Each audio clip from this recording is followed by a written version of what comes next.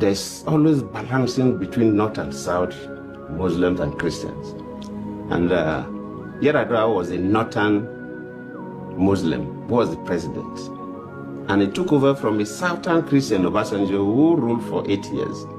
So definitely the Northern Muslims wanted Yar'Adua to at least do 8 years before he could come back to the South for another, probably a Christian, to take over.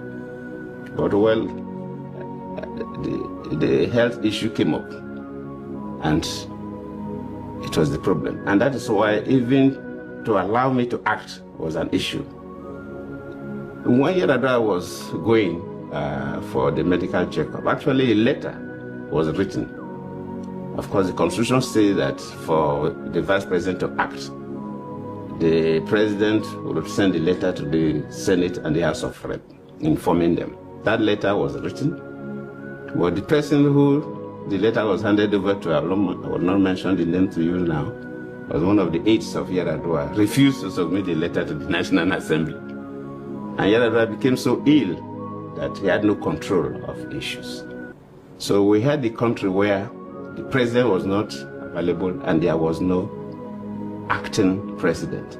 Yes, as a vice president, you can take over the responsibilities of some responsibilities of the president. You know, the president of Nigeria has two main responsibilities. First, you're the chief executive of the country, so like a prime minister of a country.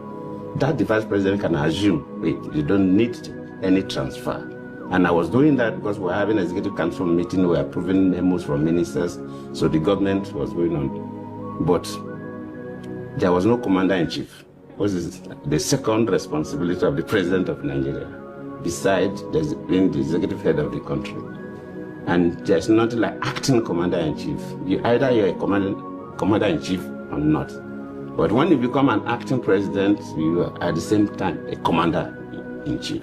So that was lacking, and no country allows that gap. A country like America, you don't allow that gap at all. If American president wants to, even if it's a whitlow, that he require anesthesia, that he will be off for 5 minutes, he will hand over to the vice president. Yes. Before that procedure. Immediately he regained consciousness to take over. But we stayed for some time. And that led to what they call the doctrine of necessity. When the National Assembly felt that the country was in a situation where it was not expected, they now have to initiate this doctrine of necessity, and they now made me to act as the president without the letter from Yar'Adua. So